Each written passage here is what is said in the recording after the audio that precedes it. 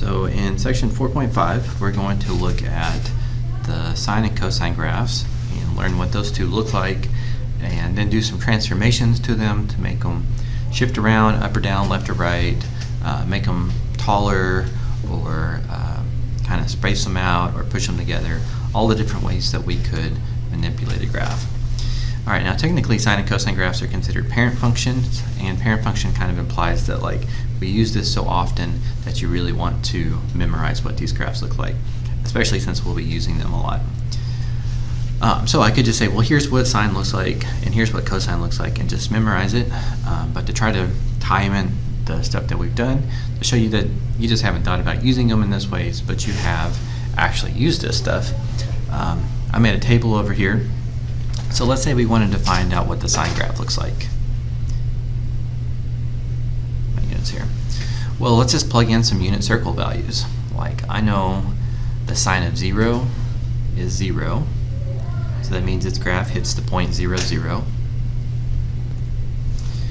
Okay, and I could do another quadrantal angle, which would just be an angle on an axis and not in a quadrant. So like the sine of pi over 2, I know is 1 from the unit circle.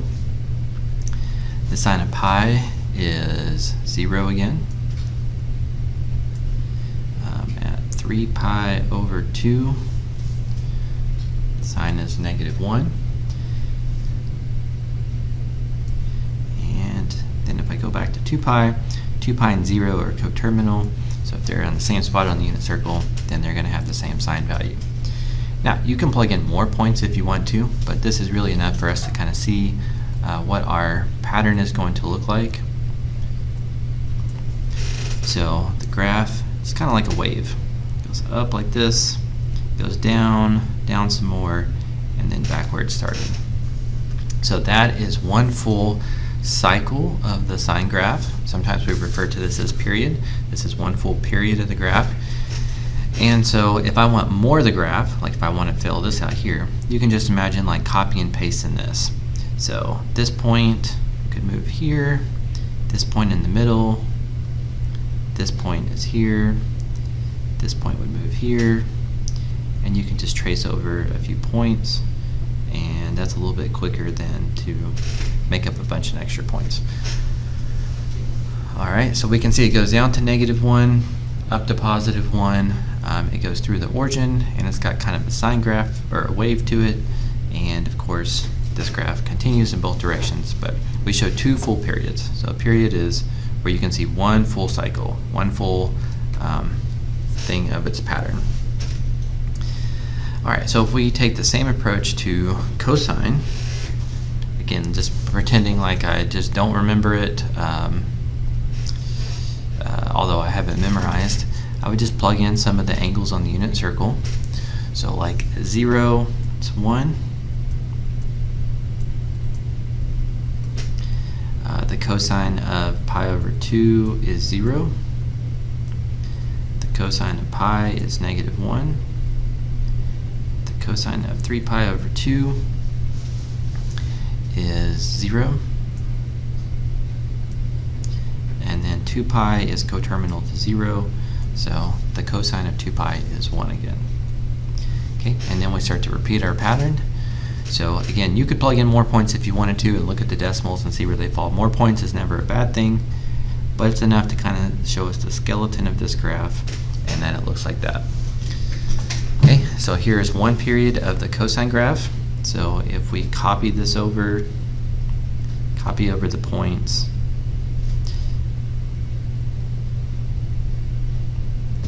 there's a second period. Anytime you're asked to graph trig functions, you're almost always asked to graph at least 2 periods. So there's sine and cosine. You can see they both have the same range from -1 to 1. They both have the same domain from -infinity to +infinity. Sine goes to the origin, cosine doesn't. But if you can't remember which one's which, just plug in a few unit circle points, and then you can figure out which one is which. Okay, so a connection I want to make for you from something else that you've learned this year is hopefully you have memorized that cosine and its reciprocal are the only 2 even trig functions, and then the other 4 are odd functions. And even functions, like y equals x squared, always have symmetry with respect to the y-axis. So if you flipped it over the y-axis, you would get the same graph.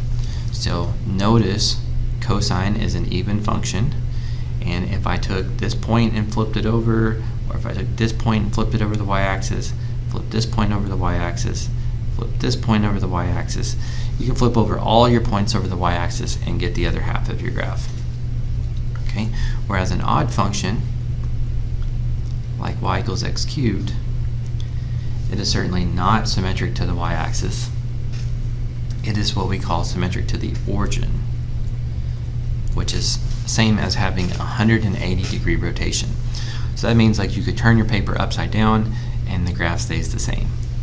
So I don't know how to do that on this video, but on your paper, if you take your sine graph, turn your paper completely upside down, and see that it still looks the same, that's a characteristic of being an odd function. So just knowing that cosine's even and what kind of symmetry even graphs have, and knowing that sine's odd and what kind of symmetry odd functions have, it kind of helps you reinforce what those graphs are supposed to look like.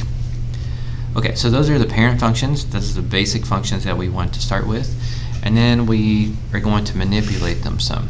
So sometimes we want the period to be different. So period is going to be how often this function repeats itself.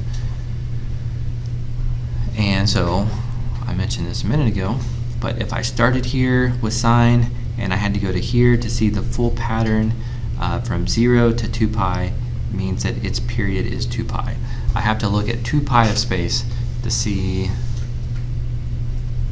the full pattern. Okay, we do the same thing with cosine. Starting at 0, I have to go to 2 pi. So if the distance traveled is 2 pi to see the full pattern, then its period is also 2 pi. Alright, so how we would manipulate that is sometimes we put a number b next to x, we make it be the coefficient of x, and that allows us to change what the period would be.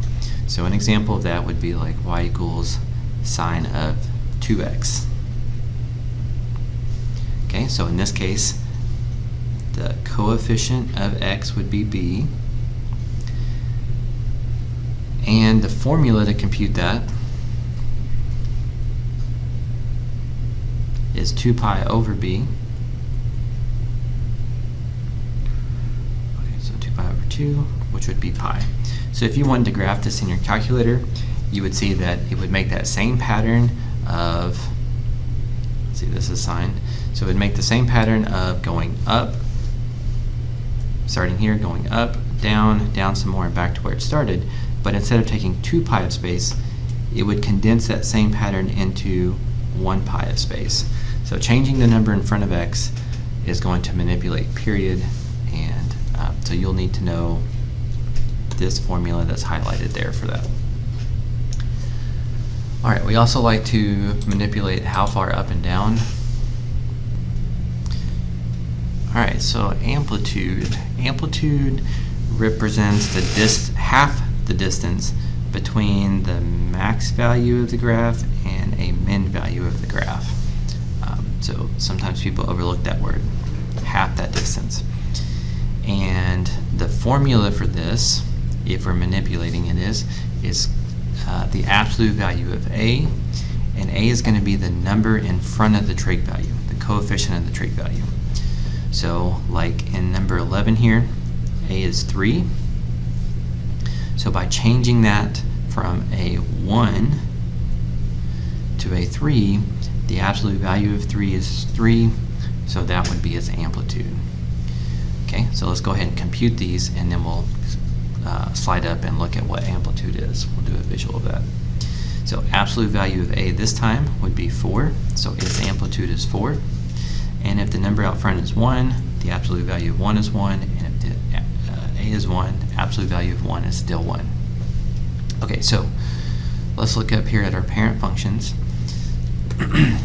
So the max value here is at 1, and the min value here is at -1, so that distance is 2, but amplitude is half of that.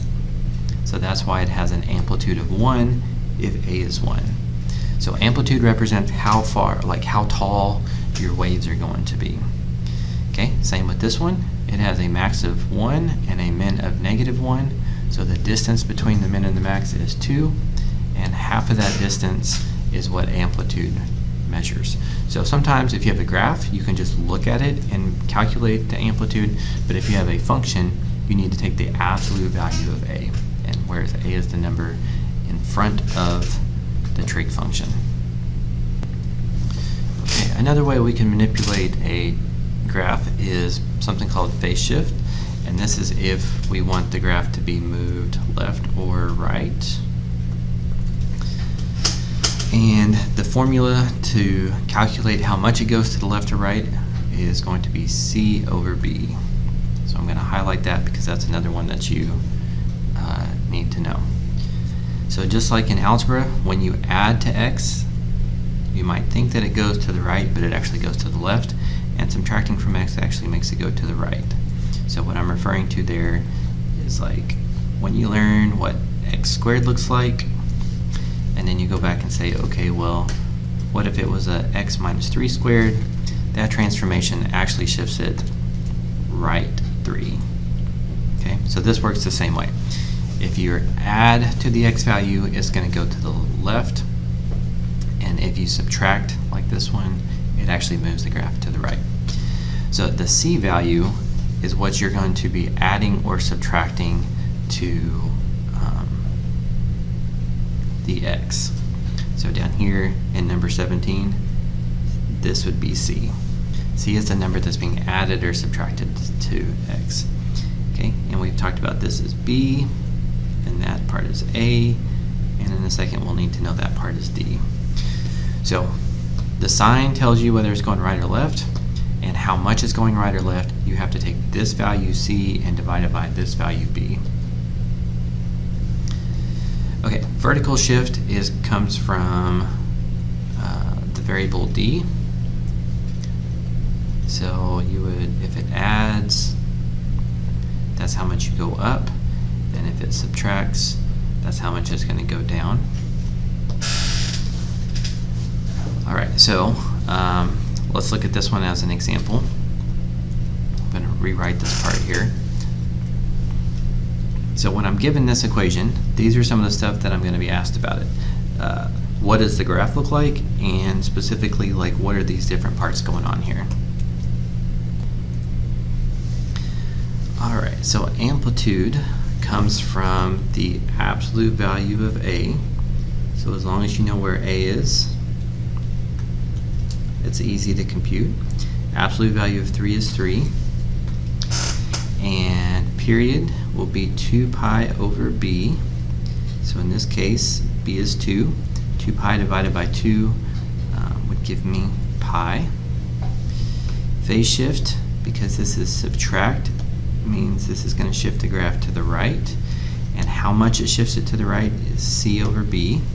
So in this case, I need to do pi over 2 divided by 2, which is the same thing as pi over 2 times a half, which gives me pi over 4. So by putting this minus pi over 2, it actually is going to shift the graph before it right pi over 4. And then finally, vertical shift is just d. So here is c, here's d. So since d is positive 1, that would shift the whole graph up 1. Okay, so we need to be able to do this. We should be able to identify all those different parts, which is not too bad, again, as long as you know A, B, C, and D, and you know these 4 formulas that I have highlighted for you. So not much to memorize there, but you do need to know those.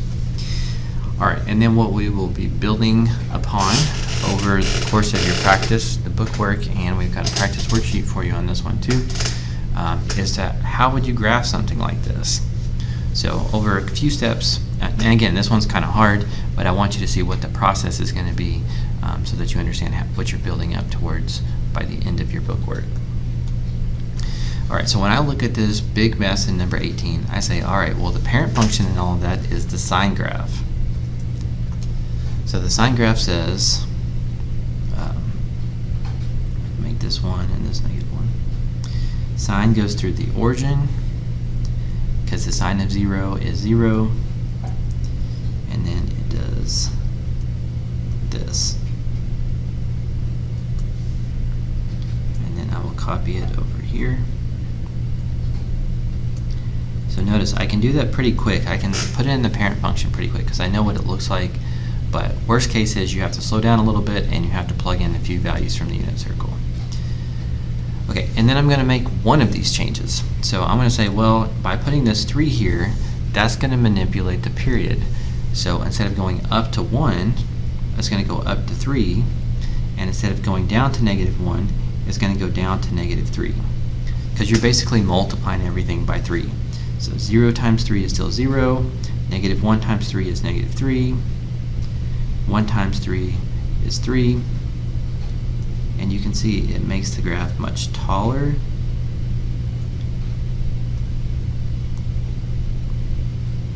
Which is what we call the amplitude. Okay, so I started with the most basic thing I could, which was sine.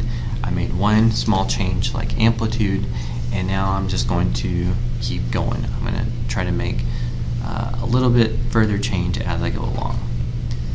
So right now I know what 3 sine of x looks like, and now let's say, well, what if I want to figure out what that 2 is going to do. So by plugging in a b, that's going to change the period from 2 pi to 1 pi. So this pattern over here of going up, down, down, and back to the start still needs to happen, but instead of 2 pi of space, I want it to occur in 1 pi of space, because the period is pi. Okay, so it's still going to start here, and if it ends on the x-axis, I want it to end on the x-axis, and if there's a point in the middle here, I want there to be a point in the middle here, and if there's this point up at 3 in between these 2 points, then there should be a point at 3 in between those 2 points, and there's a point at -3 between these 2, so there should be a -3 between those 2. So if I re-sketch this, alright, you need to visualize how this up, down, down, and back to where it started took 2 pi of space to do, and then I condensed it into 1 pi of space. So I've manipulated the period to be 1 pi. Now, so you gotta be a little slow there. You gotta be careful with the first period of that, but then we can just copy the pattern a few times to finish the graph.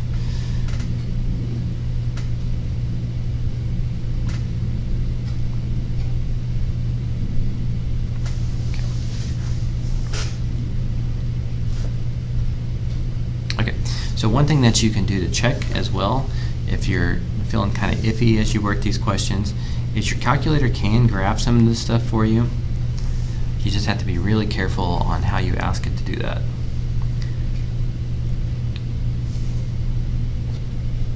Alright, so if you went to your calculator and asked it to graph 3 sine of 2x,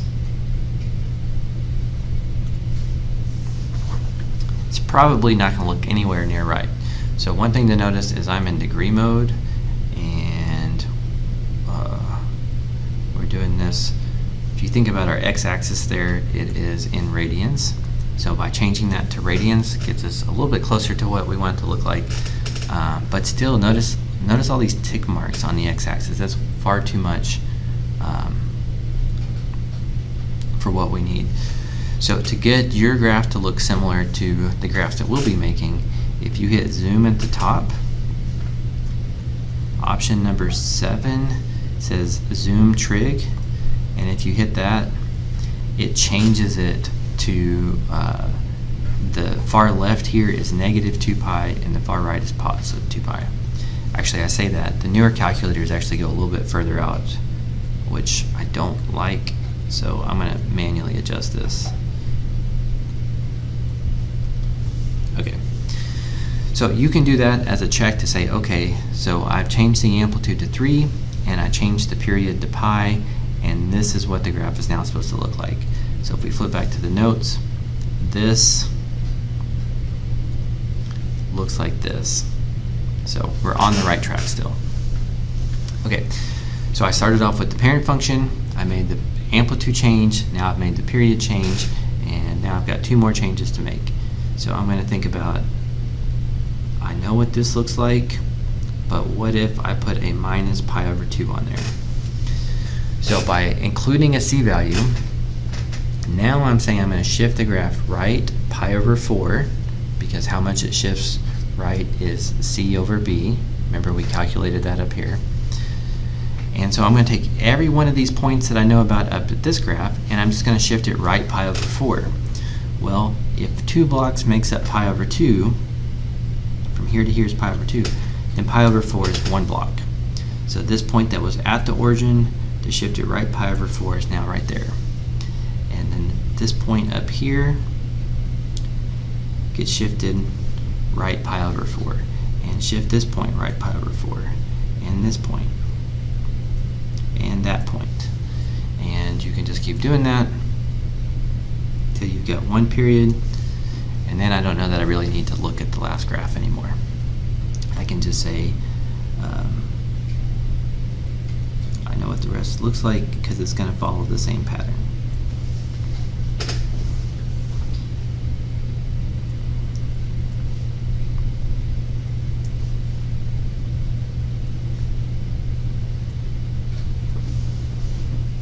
Okay, so just a quick eyeball test. If what this part of the equation does is shift it right pi over 4, it should look just like this previous graph with everything just shifted over 1 block, because 1 block is pi over 4.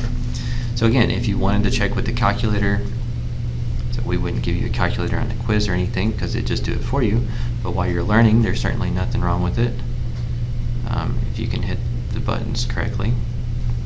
So minus pi over 2 here. I predicted that would shift it right pi over 4. So notice like where it's hitting the y-axis here compared to the y-axis. This graph, calculator's telling me still on the right track. So I made that adjustment correctly. Okay, and then to our ultimate goal, now I know what this looks like. And the last thing I need is a +1. And if that +1 just shifts your graph up 1, then just like I did on the last graph, take a point that you are sure that it hits and shift it up 1. Take another point, shift it up 1, and just transfer over as many points as you need to until you get 1 period. And then you see the pattern here, so then you can continue it to fill out your graph.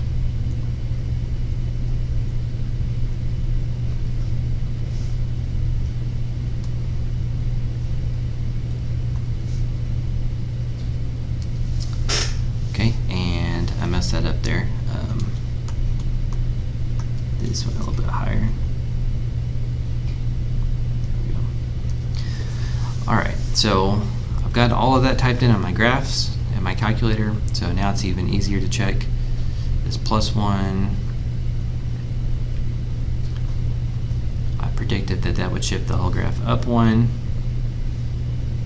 so I can do that.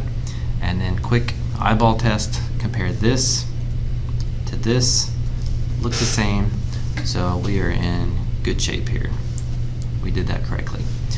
So within your practice, it's not going to start off with questions this hard. It's going to start off with questions that just make you try to do 1 or 2 changes at a time, and by the end you've got to do a few like this. But as long as you break it up into pieces like the one that I just demoed for you, you should be okay. But before you can do that, you need to make sure that you know these 4 formulas that are highlighted so that you can calculate what the period is supposed to be and what the amplitude is supposed to be and how far is being shifted right or left and how far it's being shifted up or down. So this is more important. If you're making mistakes on that, then your graphs won't look correct. Okay, and so the last thing to finish off the notes here is what is a different equation that would have the same graph as sine? So here's the sine graph.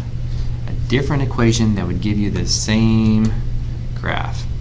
So if you would pause your video and see if you can come up with a creative way to answer that. All right, So the most common answer is sine is very similar to cosine. If you compare their graphs, they're just shifts of each other.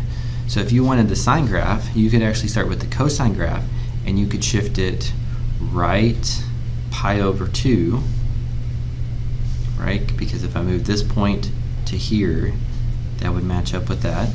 So one possible answer is you could say, I will take the cosine graph and I will shift it right pi over 2. So that was a potential way. And feel free to graph both those in your calculator to see that those are the same thing. Or another option is, what if you said, well, I'll take this point and I'll move it left to here, because that would make it match up with this. If I move this stuff here, here. So that's another option. So I could shift it left, but it's going to be a different amount. It would be 3 pi over 2. So you could also say, I could start off with the cosine graph, but shift it left 3 pi over 2. And all of those graphs look the same. Likewise, if you wanted the cosine graph, you could start off with the sine graph and shift it left some or right some. But there's many different ways to get the same looking graph, depending on if you want to start with the sine or cosine graph. Alright, so that's it for this video. To conclude, the most important stuff is you need to know what these graphs look like and a way to figure it out. You need to know what amplitude, period, phase shift, and vertical shift are measuring, and these formulas highlighted so that you can do that. And then within your book practice, you're going to practice calculating these things like this, and you're going to practice graphing some of these things like that.